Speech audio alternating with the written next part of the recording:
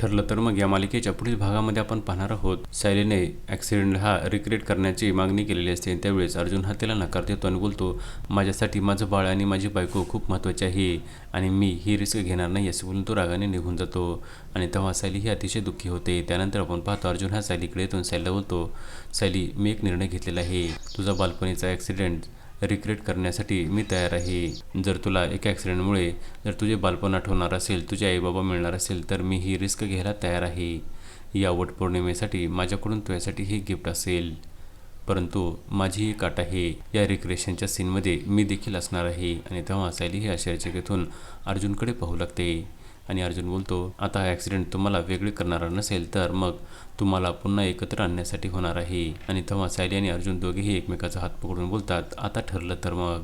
आता पुढे येणाऱ्या भागामध्ये ॲक्सिडेंटचा सीन रिक्रिएट केल्यामुळे सायलीला सर्व काही बालपणीच्या आठवणी आठवणार का हे पाहणे अतिशय रंजक ठरणार आहे. ठरलं तर मग या मालिकेचे सर्व अपडेट्स पाहण्यासाठी आमच्या चॅनलला लाईक करा, शेअर करा आणि सबस्क्राईब करायला विसरू नका.